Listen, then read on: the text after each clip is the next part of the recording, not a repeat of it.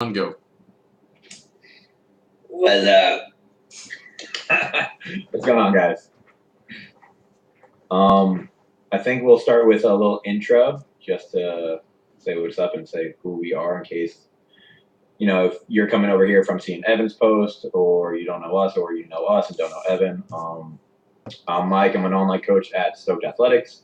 I'm a director of strength training over at a spot called Superior Athletics, which we train athletes outside of powerlifting, so mostly baseball and the other sports.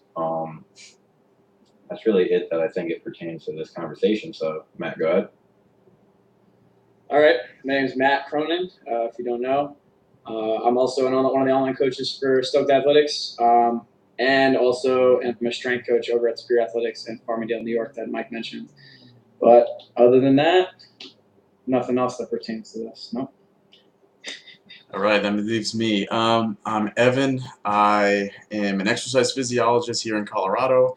I also have an online coaching company called Next Level Strength Systems. I'm a academy lecturer for the Shredded by Science Academy, which is based out of London. I've been a strength and conditioning coach for about 4 years, and yeah, that's about it. Got a big list there, Evan. Yeah. Making us look like shit, bro. All right, so you want to start us off with one of the questions we found on Facebook? Sure thing. One of our good fans asked us about steroids. So, Mike, you want to be the first to go into that? It was asked by a guy named Simone Odero. Simone Odero? Oh, yeah. So steroids. I don't do them. Matt? Cool. Evan? No, not me either. Matt? All right, cool. I guess that leaves me. Yep, no. All right, next topic. All right. Next question. Someone asked about yearly planning regarding training, programming, blah, blah, blah, how we go about that and, what we do. Let me find the question exactly. Yeah, how do you plan a yearly training program? So, Evan, you want to lead that one off? Yeah, sure. So the way I typically do it is, unless we've got a ton of meets really planned out, I don't typically plan things in more than one training cycle at a time, just because for powerlifting there's really no point. You can have a yearly goal in mind. You can plan out your meets, but if you're looking cycle to cycle, things are going to change between training cycle 1 and training cycle 2, and you don't know what exactly you're going to be doing 6 months down the line. So it's not like the typical Soviet programming where you've got things mapped out for the entire year for super high level elite Olympic lifters. So I'll typically look in terms of 12 to 16 weeks, and I'll just map out a general guideline. So something like we're working on, in our accumulation phase, we're just kind of reintroducing movements. Maybe we just came out of a meet, just kind of getting back into training. We've got a lot of training variation, moving into like a higher volume phase, maybe a higher intensity phase, and then a taper. I won't do specifics, but more of just general guidelines. So something for me to follow, and then something for the athlete to look at and kind of follow along with, and so they have an idea of where we might be going next. What about you guys? Yeah, with that, I definitely would agree. I really don't look at things in a yearly manner a lot, just because if we're talking strictly about our own athletes, some will do meets and they decide they want to do their own thing for a little bit. And, that may be like, an unknown period of time, and then they come back to you, or, they don't really know if they're going to be doing a meet. They do it for, they do off-season training for a while, and then, they decide, oh, I'm doing a meet in 8 weeks, It's not, unless they know, like, all right, cool, I'm going to do this meet this day, this meet in 6 months, and this meet in 12 months. And even if they did, even then, I wouldn't really, go into it, just because, goals can change training cycle to training cycle. Like you said, you kind of just take a look at the period of weeks you have from now until, meet day or test day or whatever, and kind of just, work from where you are now forward and from the end back, and kind of just meet in the middle with them. Mike, you do the same thing? Basically, yeah, no, you summed that up. you always have to just look at it as, because when we're training people, and we're coaching people, it's always based off of a goal. You're never going to have anybody. It's just like, oh, I want to sign up for coaching, and then you just how do you even plan anything without a goal in mind? And if the goal is, in most cases for us, a meet, then you plan for that goal, and like you said, you could have like some sort of blurry, distant, cool. And after that meet, we're going to do, work on your weaknesses, and then hypertrophy, and go into strength and whatever. But again, like you said, they might not even want to do powerlifting after that meet. They might find out they hate it. They might go away and do their own thing for a bit. They might be a kid returning to college, and he's like, yo, like I'm gonna have a bunch of schoolwork, so I need to chill out for a bit, and I'll come back to you whenever. So shit always changes, but as long as you have one particular goal, plan for that, and then pick up after that to see where you guys are at, and just keep the communication open to know where they want to go with it. And I think that's how we do it mostly, and how I would assume most people do it. Right. Yeah. And I mean, after meets, I know I like to do either just like a group mess, or not a group message, but like a direct message kind of thing, or a Skype call, or just kind of reassess goals and talk about just the next step, like where we're going from there. Mm-hmm. Yeah, I definitely agree. I always kind of tend to do that. I'll give the person a couple days, and I'll be like, all right, man, like what's next for you? Like, what do you want to work on here? But I think we should work on, blah blah blah blah blah.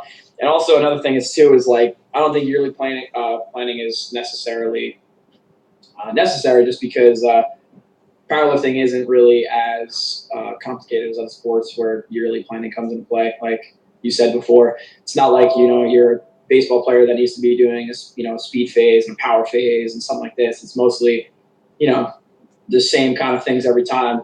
Movements may change a little bit, variability may change, but it's mostly, all right, cool, we're going to do hypertrophy and accumulation, intensification, peak, rinse and repeat. So I really don't think it's that necessary. As long as you have adequate time between now till the meet, you can plan properly. But I mean, other than that, I don't really think it's that important to look at things that far ahead. Right. That's cool. We good for next question? Yeah, what's up?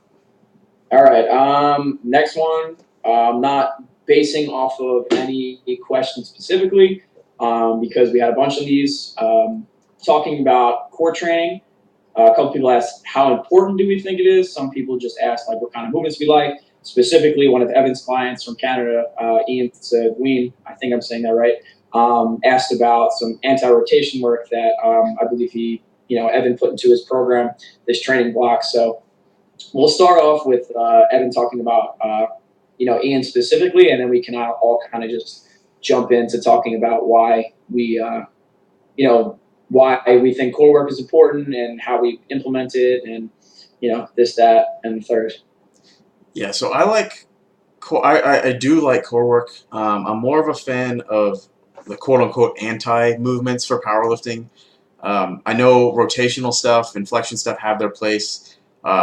Specifically flexion for like bodybuilders, because you need the range of motion for the hypertrophy benefits and stuff. And then you've got strength and conditioning athletes, so rotational power athletes like lacrosse players, baseball, softball, golf, things like that, where you need to be able to control through a rotational explosive phase kind of thing. But for powerlifters, I don't know. I know there's not a lot out there on it. I really do prefer the anti stuff, because like with the squat, we're hopefully not twisting with the barbell. We're not trying to twist with the barbell. You're looking more for rigidity and stability and just overall bracing, like strength, I guess. So I will include a lot of anti-extension stuff like planks or dead bugs or resisted dead bugs, fallouts like on a TRX, if you know what those are. And then just for like completeness, I like doing a lot of anti-rotation stuff. So I'll typically start people with a half kneeling pal-off press or a pal-off hold, and then we'll transition to a tall kneel. And then once they get good at that, we can start going to more of a standing or adding movement to it. I mean, stuff like that, you've got tons of possibilities with. And I think it adds a little bit of fun too, because it's not something that's just the same. Like powerlifting programming can get very dry, especially as you're leading into a meet. It's just the same movements over and over again. And I mean, it might not be dry for everyone, because some people, like, I love the movements, like, don't get me wrong, but doing the same thing for months and months and months on end just kind of gets old. So I like throwing in some variation that way. I don't really use a ton of anti-lateral flexion in the typical sense where we're doing carries and holds and stuff like that. I'll try and throw it in on the more of like the hypertrophy side of things, where we're doing say half kneeling single arm pull downs, where you are kind of getting pulled into lateral flexion. But it's more to support bracing in a squat or a deadlift. You're basically practicing that position over and over and over again, and you're strengthening around that posterior pelvic tilt, that ribs down position, just so you have some transference to the competition movements. What about you guys? I agree with a lot of what you said. Towards the farther away from me, you're going to be doing a lot more variability training. One big thing that I like core movements for that you didn't really mention, and I don't know if you agree with it, just building context with other lifts. So, for instance, one thing we've both gone through, me and Matt, like with our own training, and I know we push it onto our clients too. So, say through the deadlift, if somebody like hyperextends through the deadlift, we'll have them do like cat-cow variations, right? And just learn how to kind of overly flex, right? And just hold that and breathe through that. That way we built some sort of context. So now when they go into the deadlift, be like, all right, you know how your back's always like this. Go and do that kind of cat-cow movement and push that belly button up to the ceiling when you're getting ready. And just builds that kind of idea so that they could grab from something else. Because with online coaching, we can't put our hands on them and just tell them and move them in position. Right, and I kind of do that too. Like I'll reference the dead bug position a lot, or I'll use, especially if I'm in person with somebody, or I can show them on a video. I'll kind of cue. You can see me like ribs down. So I'll use Eric Cressy used this one. So thumbs on your ribs, pinkies on your hips. Like if you're in a flared position, your fingers are super far apart. Like I always cue like a rib down, nice compact position. So like you can visually show what they need to be in. And I mean, that kind of represents the same position you're in a dead bug. Your low back's flat against the floor. I mean, that's ideal for a squat or a deadlift, because if you think about it, your core is your transference. So your lower body produces force, your core kind of transfers, and your upper body dissipates. And whereas powerlifting, you don't get the dissipation, but you still have the transference to core. So you need to be able to be solid and rigid to transfer force from, because like if let's take deadlift for example, you're still holding the bar in your hands, your upper body's doing some work, your upper back has to be tight kind of thing. You need to be able to transfer force from your lower body through your core into your upper body to maintain that tight position. So if your core is kind of your weak link, you're going to fall apart, you're going to round, you're going to slouch, all these different things. And some people, like you said, they default into that extension position because that's where they're strongest. Yeah, no, the one that you use, the dead bug, is one that we're always starting people off with. Just like one is just lower threat, so people get their core activated so much easier when their back's on the ground. And you could say, hey, lower back into the ground. Right. Then after that, we literally tell them, hey, lower back into the ground as a cue when they're standing. So now they know lower back into the ground. Okay, crunch. Maybe it's not a crunch, but they got that rib to not flare anymore and get that core activated a little bit better. But going through like just the movements, I think the anti-rotation is huge. Not only just for like the powerlifting movement, like you said, there's gonna be instances where you're deadlifting and you get that helicopter spin a little bit, and could it have? Will you drop it? And if you did a little bit more, like anti-rotation rows or something like that, like could that have helped? I don't know exactly, right? But for just health benefits, like your core needs to work in 360 degrees for shit to not get hurt. Right? Oh, I absolutely agree. And if you're even doing like a hypertrophy movement, say like you said, and I don't know if you said on here before when we weren't recording, but like a single arm pull down, right? Mm-hmm. Like there's a chance that if your guy doesn't know how to brace his core through that, like he might get hurt, even just through that movement, right? And maybe it's not in training, maybe it's just during the day. He's moving his buddy's boxes and he goes to rotate and doesn't know how to move properly or brace his core while he's picking up a box, and now his SI is flared up, and that's going to affect his training. Like powerlifters also live their life like general population and should be treated like that to some extent, right? Exactly. But, I mean, life exists outside of powerlifting and outside of the gym. Like, are you serious? No, it doesn't. Well, maybe not you, man. Like you literally just fuck you. But yeah, to be honest, most of the injuries that I've had guys experience have come from stuff outside the gym. Like very few have ever experienced something in the gym, and if they did, it was due to like a technique issue or Yeah. just something went wrong. But no, when we talk about people not getting their shit fucked up, like, yo, we have a woman at our gym. She's 89, and she was traveling, and she was in an airport and fell twice, and nothing happened. Got right the fuck back up because her body knows how to take force, right? Her muscles are strong. She can brace her core. She learned all these things. It's crazy to me that there's dudes who might like go golfing with their buddies for a weekend and they're thrown out their backs just because they've never moved. And this is again why I think even some sort of rotation, even if it's just to add fun to the program and break it up a bit, like you're going to be doing shit outside the gym that like if your body doesn't know how to go through these movements properly and safely, like you're going to fuck yourself up and that's going to affect your training. So if you want to base the argument off of how does it help your powerlifting, just longevity in the sport, like you're just more likely not to get hurt. Great point. Yeah.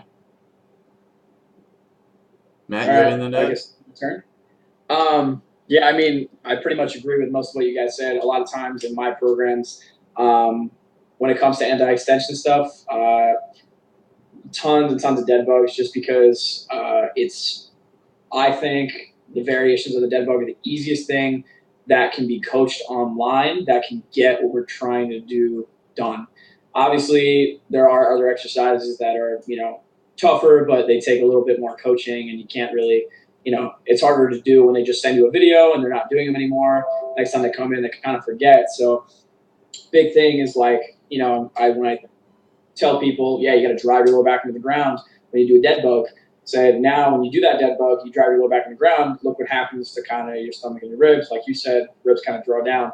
I'm really not going to just rehash what you guys said. Just one other thing that you guys didn't really mention on is exercises that kind of do bring you into flexion a little bit. I like those just because a lot of times powerlifters, especially newer ones that come to us that may have not been getting coached before, may not have been getting the best coaching, they'll have like a, super hard like anterior pelvic tilt and like just even kind of getting out of like extension of everyday life is tough for them. So doing something like a reverse crunch to kind of just pull them out of that extension a little bit and kind of just pull them into flexion and strengthen up the, the core and the abs and, the anterior part to kind of just pull them back to where they need to be. And just things like, when you do planks, kind of having that little bit of thoracic flexion and stuff like that, just to kind of, maintain back health and make sure we're not just constantly living in extension and kind of getting us moving through, the ranges that our body is meant to. Right. And I think we had a question on anterior hip pain and like hip flexor stuff. So like to kind of segue into that, speaking about the extension thing, like so many people, I would say probably at least 80% of the people I see squatting just general gen pop stuff or clients that I get, they love initiating their squats with that anterior pelvic tilt. And yes. If you're not built to squat that way, I mean, it's not necessarily wrong. I don't like to teach it that way. I'd rather have a nice stable core so that your low back is a little more flat and you can transfer force better. But that is a huge thing as to why people get like anterior hip pain. And they always blame it on, oh, my hip flexors are tight, my hip flexors are tight. And they end up spending hours hanging out on their joint capsules just trying to stretch the crap out of their hip flexors. When in reality, it's they're starting their squat in an anterior tilt. So, and they're also trying to keep their chest up. So they're super lumbar extended. And if you think about it, being an anterior tilt is basically like putting yourself in a couple degrees of hip flexion. So when you go to squat and get into more hip flexion, you start running out of room real quick. And then in order to find room, you either have to A, butt wink, or B, push through it and use your erectors to kind of keep yourself in the position where you start pinching tissues on the front of your hip. So the front of your pelvis starts contacting the front of your femur and you got tissues in between there. Of course it's going to hurt. You're pinching them. So, I mean, if you can cue the proper position, and I like doing, like I did a seminar on this in London a couple weeks ago. If you can coach them through proper movement progressions, so like to fix that, I like starting with counterweighted squats. So holding a kettlebell, a plate, or something, get into posterior tilt, keep that neutral pelvic position all the way through. Once you master that, go to something like an anterior loaded goblet squat, master it. Go to a front squat, master it. Get back to a back squat. Once you're there, you'll be surprised at how much less your hips hurt. Yeah, I would definitely agree. Do you go from front squat to like a safety bar or high bar, and then if they're a low bar, or do you ever just go front squat to low bar? If they're a high bar athlete, then I go from front squat to high bar, but you can go to high bar. I will sometimes. And even I'll do that over the course of like a warm up. We'll throw goblet squats. So let's say they're about 6 weeks out from a meet. You're not going to start changing things. They're not going to just exclusively goblet squat because they're getting some pain. You're going to manage it as much as possible because they're leading into a meet. So maybe we'll do some activation stuff as a warm up and just use goblet squats or counterweighted squats or whatever it is, and then have them do their working sets and just maintain that pelvic position as much as possible. But other times, if you're in a deep off season, like do something, get the volume in, like take the pelvis out of it, go leg press, do whatever you need to do, get volume, just build the muscle tissue, and then correct. So I mean, there's a million different ways to do it.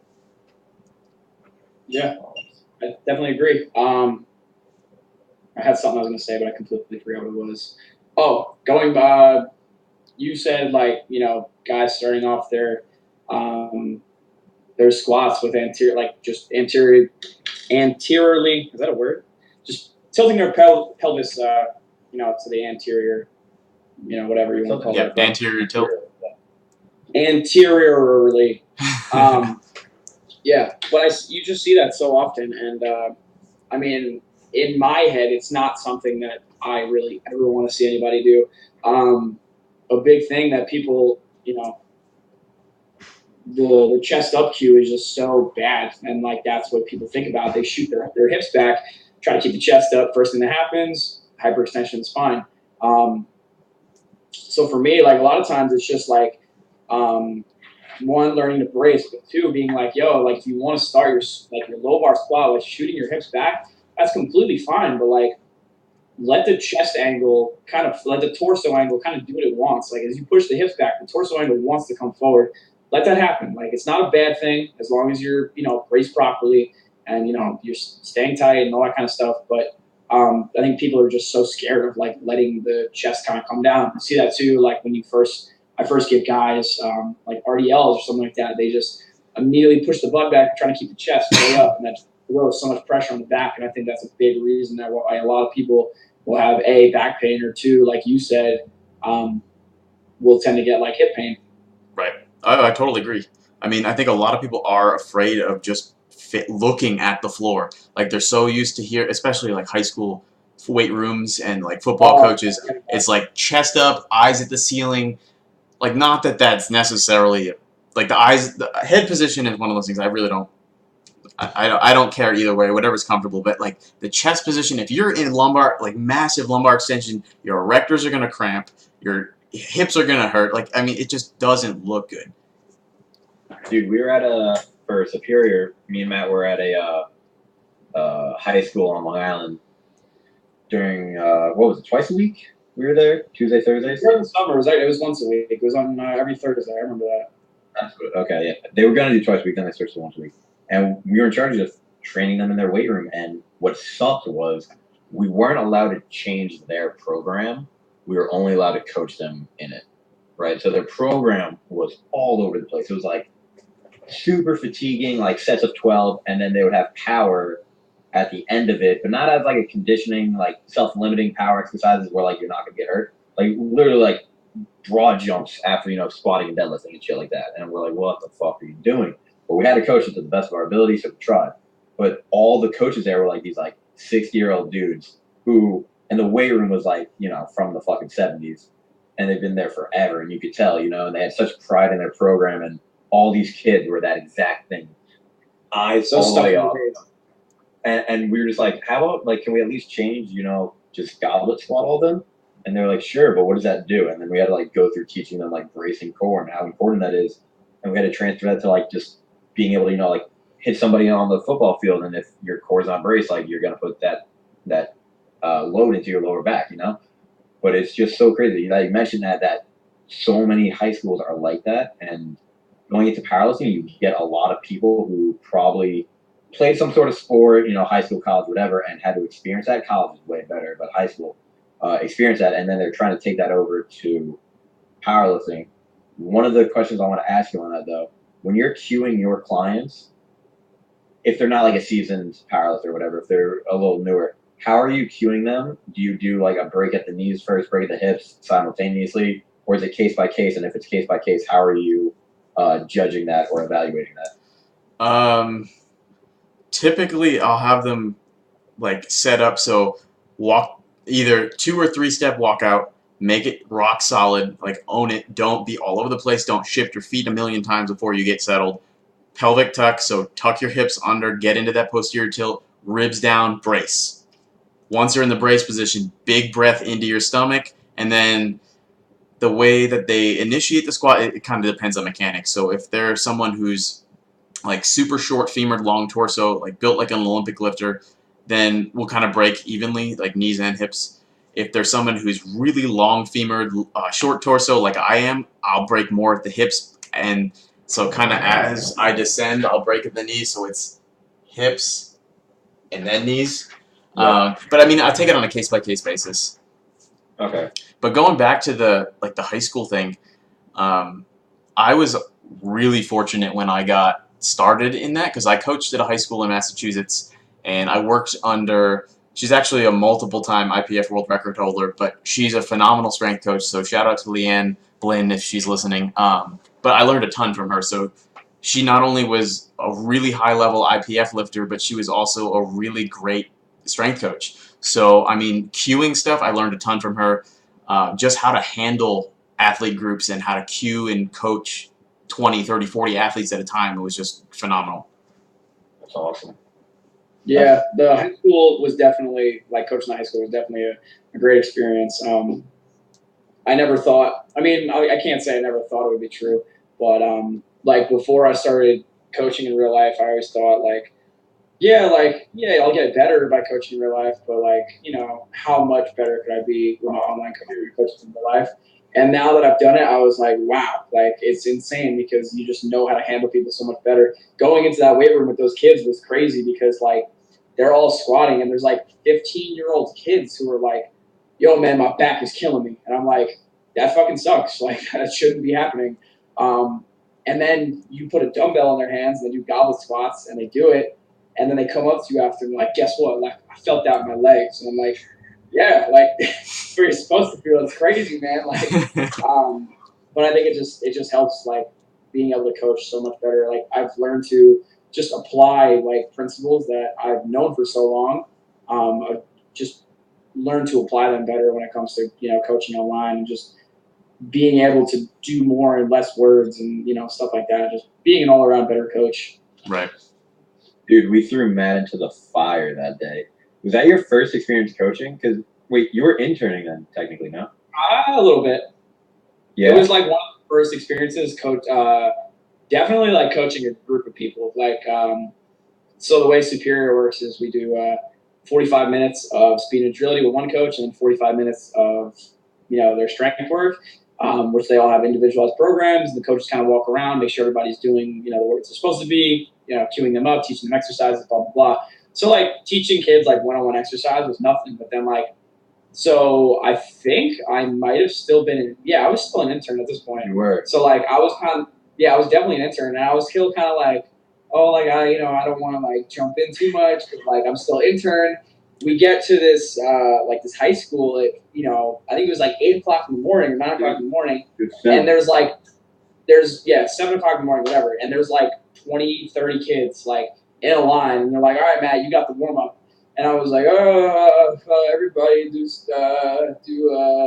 side lunge, and they're like, yo, you gotta be louder, and it just. That experience kind of helped mold me into being a good coach because I was like, all right, I got to stop being a little bitch and just man up. We sold it to you as throwing you into the fire, which is not wrong. That was true. But also, it was 7 a.m. and we barely finished our coffee, and we were like, all right, I don't want to fucking do this warm up right now. And I looked at the other coaches, and they're like, yeah, neither do I. And we were all just like, all right, Matt, you got this, man. Get at it. Yeah, and it sucked, but I gotta thank you guys for it because now, it's led me to do everything that I do now. So can't be mad. It's funny to look back on and be like, dude, like, it's crazy. That was only like 2 months ago, but I'm like, yo, I was such a pussy. Like, All right, it's great. what do we got next on our list of questions? Yeah, Evan's like, fuck that. I don't want to talk about that. Actually, hold on. I have one that we didn't put on the list, but I got one in a message from one of the kids who I lived with. His name's Nick. He wanted to know stuff on like what we do with athletes when we hit plateau points that they've been at for a while, or if somebody who's coaching themselves, like how do you break through, quote unquote, break through plateaus? You want me to lead this one? Yeah, go for it. Yeah. All right, cool. So first off, going back and taking a look, um, you know, at their old programs and just seeing how much work they were doing. Obviously, volume is the principle, behind strength and muscle gain, blah blah blah. But sometimes it gets to a point where like, how much, can they really handle that much volume? Blah blah blah. So when a lifter kind of comes to us with a plateau or they're starting to hit a plateau, um, either one, obviously volume is just cranked up, and then hopefully we see gains from that, or two, kind of jump into weak point assessment, seeing where they're really lacking and really just jumping into movements that are going to show that, and just really focusing on just trying to build those movements. Like if we have a lifter who's you know has like a super strong back, and they just kind of good morning all their squats, and they do a conventional deadlift with a round back, they start to kind of plateau a little bit, just throw them into the fire and make them hate their training. No, I'm just kidding. Make them do a lot of high bars and stuff like that, get their quads stronger. Just weak point assessment, just really basic stuff. Like, it's not really anything that's new. You kind of just have to assess things correctly, make sure things are firing the way they're supposed to, muscles aren't weak, and volume is where it should be. That's pretty much it. I kind of rambled on for that more than I should have. So Right. I do some of that stuff, but I also do. Oh, somebody's mic's echoing. That's Matt. I also take a look at. So let's say we've got an athlete who's been doing sets of 10 to 12 for a long time. Have you really maxed out the progression in that rep range? Like, maybe it's time to take a step back and we'll drop down to say 4 to 6s or 6 to 8s. Try and like milk progress out of a lower rep range for a little while. Or maybe that, like, I have an athlete, for example, who is amazing in that like 6 to 8 range. So we milk as much progress out of that as we can. And then I know when we start seeing, so if I give him reps to RPE, so we'll do sets of 8, and if I see that we're starting to stagnate even after maybe a deload and then like reintroducing sets of 8 again, okay, now it's time to take a step back. We're going to work on some heavier stuff, really add some strength to it, because we've maxed out our potential in that 6 or that 8 to 10 or 6 to 8 range, whatever it may be. And then I'll also look at how long we've been working with, like, kind of like what you said, Matt. Well, how long we've been working with the same movement variation. So if we've been low bar squatting for all 3 sessions a week for the past 3 months, let's introduce some new stimulus. Give them a high bar, or give them a front squat, or something that's going to contribute to the way that they move. So if they're a very quad dominant lifter, let's give them a front squat. Let's let them roll with it for 3, 4, 5, 6 weeks and see what kind of progress they make. And if they make great progress, we can keep going with it, or we can shift back to a low bar and see how much we transferred from it. yeah, I definitely agree. That was kind of a little bit what I was getting into. Just kind of started stumbling over my words and just getting further than I should have, to be honest. But yeah, I mean, what you said about kind of just increasing the intensity a little bit is also a good one. I was kind of just thinking in my head more of like hypertrophy and kind of off season. Wasn't really thinking about going more into a meet, just because a lot of times when the style of training that I think both of our lifters kind of do, it can be hard to kind of see progress until you kind of get to like that last win of training before the meet, or actually until the meet, to see like how much progression you've really made. But yeah, great point. Mike, anything from you? I think you guys basically hit it with that. You just, like you said, manipulate the volume intensity for a bit. See if you get anything out of that. If there's any mechanical things that you could work on, like their newer lifter, and maybe you didn't iron out those little things like, are they hip hinging perfectly? Are they externally rotating their squat as best as they can? Like looking at those things, can you add a little arch to their bench, and will that help? And then even just looking at like, where are they outside of this? Like, are they going through finals and the last 4 weeks have been shit, so that leaked into their training, and so was that accounted for when you gave them the volume? If so, I think those are the big things to look at. And if you're not plateauing, I don't know, like, where do you go from there? Hopefully it's fixed from that. I wouldn't really know where else to look. I don't know. Right, and like That's how I would usually handle it. something I'd add to that too is maybe it's a fatigue thing, and fatigue's one of those things that has so many inputs that it's really hard to determine, hey, maybe it's training fatigue, maybe it's outside stress, it's sleep, it's hydration, whatever it is. Like, you got to kind of control for so many variables, whereas like the way I look at program is, let's control for what we can actually control for and we know is changing, and then we'll kind of trickle in the outside stuff and see if that's an influencing factor. Like, for example, like college students in exams. So if you got somebody in a high volume phase and they've got exams that week, you're probably going to see performance suffer. It's not a plateau. You're not getting weaker. You're adding more water to the bucket than the bucket can hold, kind of thing. I dig that. Yeah, I mean, I think a lot of times too, people will define plateaus as not making progression over 1 or 2 weeks, and obviously we know that's kind of just foolish, and there's a million other reasons why things could be happening. And going back to movement assessment, I mean, obviously that's a great idea, but that's something that I just look at constantly, regardless of plateau or not. So I think we kind of covered pretty much everything there. Yeah, that was good. Before I didn't write it down. The next thing any of us forget is Evan said he wanted to talk about like the neural charge stuff that Mike's been doing in his training. Yeah. So Mike, you want to tell people really like quick, what that is?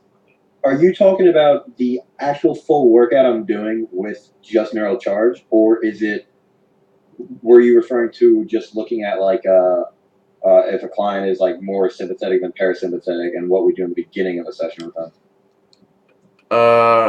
Okay, actually, I thought you were doing like neural charge is more of kind of like a prep for like working sets kind of thing. Like, you're using it as like a full spectrum activation stuff. Is that what it was?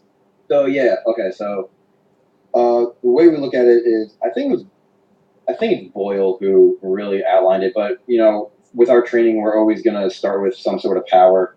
Again, it depends. If we have a client who is more sympathetic, right, and lays there, or so they're more high tone, they're more stressed, things like that, and we got to bring them down to get them into a better position. We'll start with things like breathing. We'll introduce some like PRI stuff. But for the most part, after that, everybody's going to start with power. And with that, we'll basically try to mimic whatever the main movement of the day is. So if you're doing deadlifts, we're looking at a hip hinge, so we're probably going to add in some sort of jump. And from there, it's okay, so where are they in the jumping progression regression line? Do they even know how to land a jump safely? So if not, like, start with a box jump just so they could get the hip hinge from it and then safely land, right? So they're not going to have that full force down and fuck themselves up somehow. Right.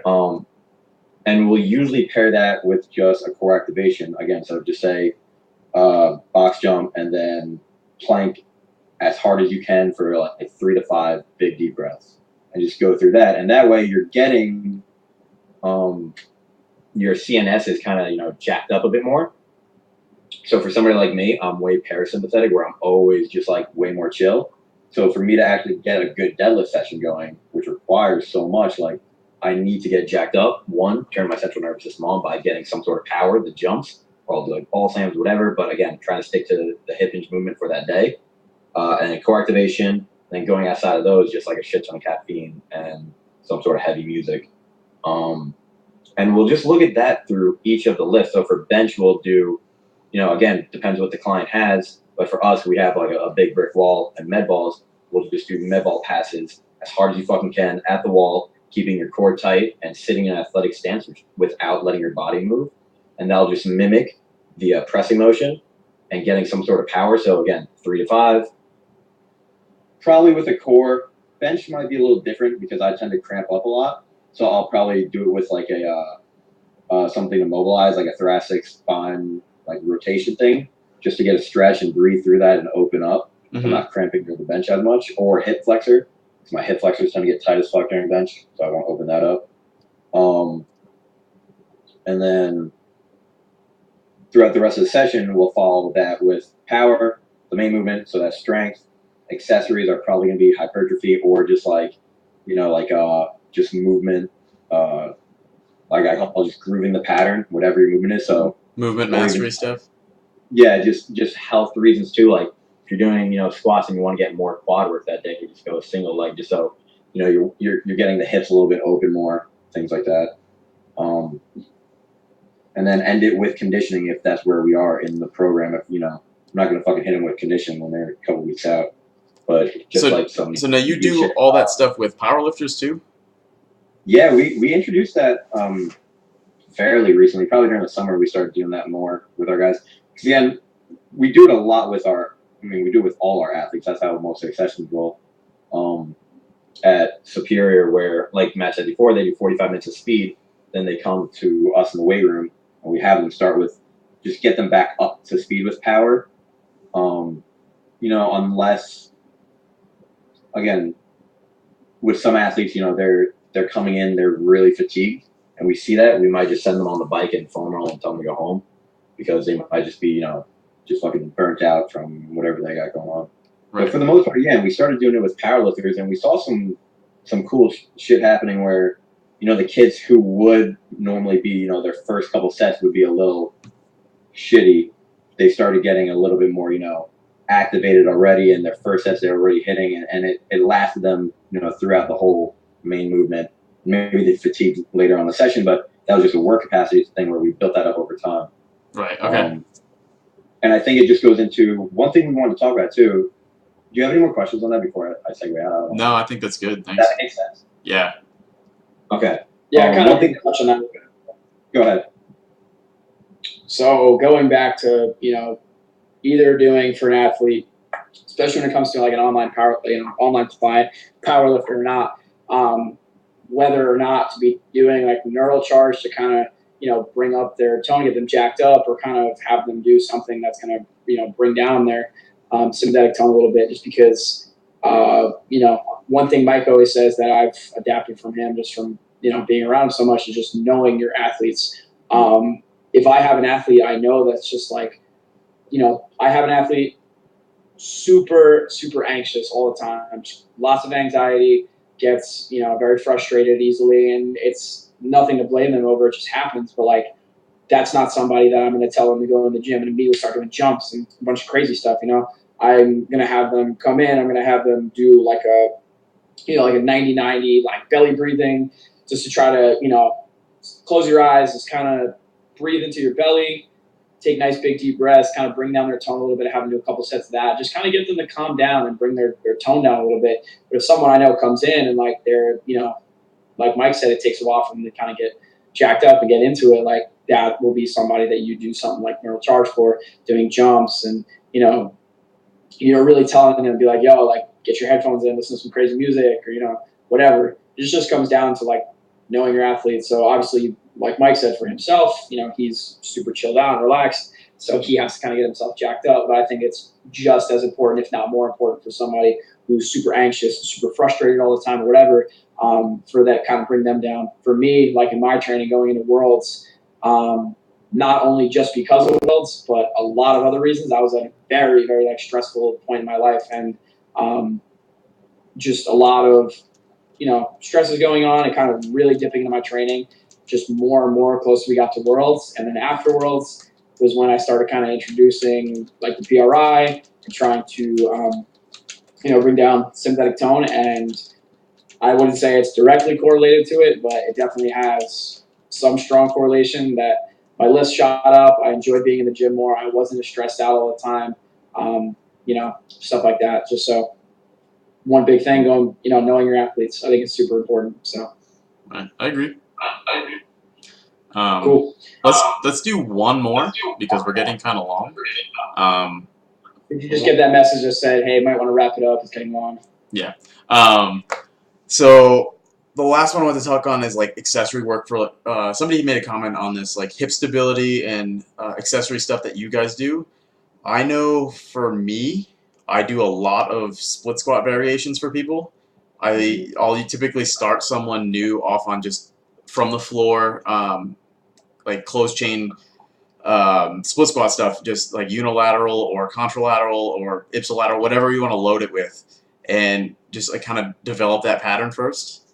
And I know you can, because the reason I do is they're so versatile. Like you can do so many different things with the split squat and just like focus on different things. So for example, I use a lot of like from the floor split squats, or I'll do a front foot elevated split squat for people who want to mimic a back squat, so you're getting more hip flexion because your foot's elevated. You've got that same position as you are in the bottom of a squat, but you're getting a unilateral variation of it, so you're getting more hip control, more proprioception stuff.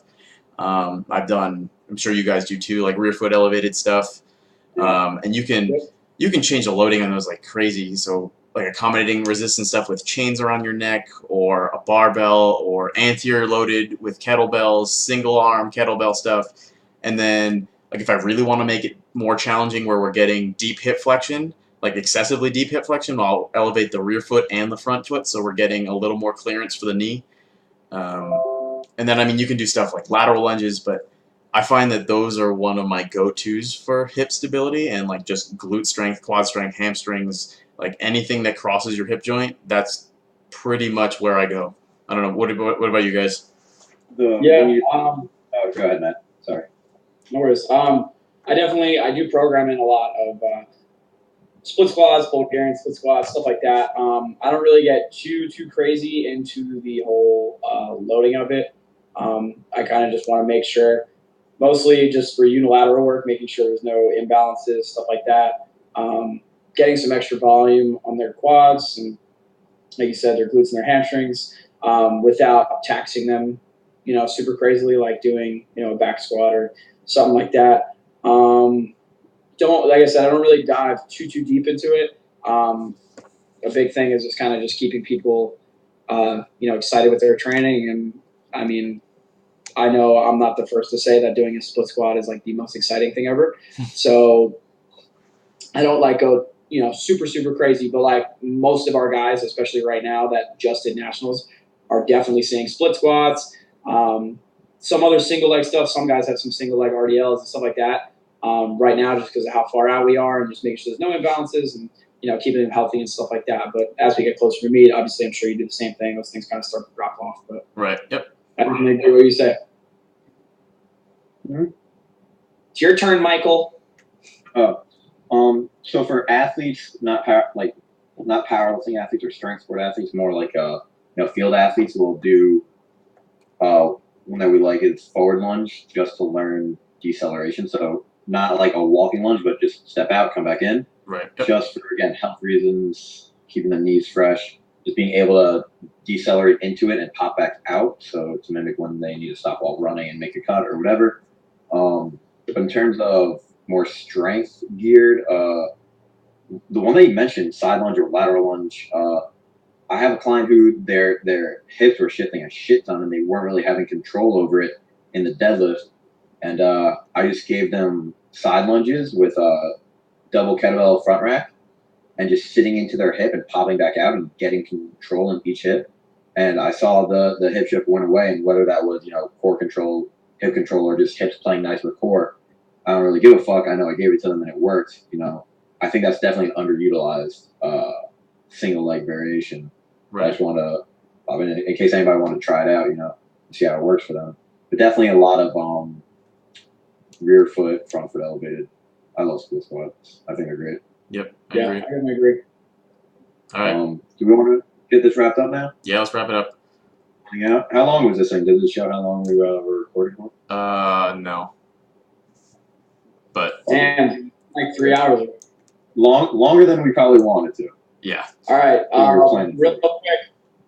real quick, this is going to be like a 5-second answer for each of you.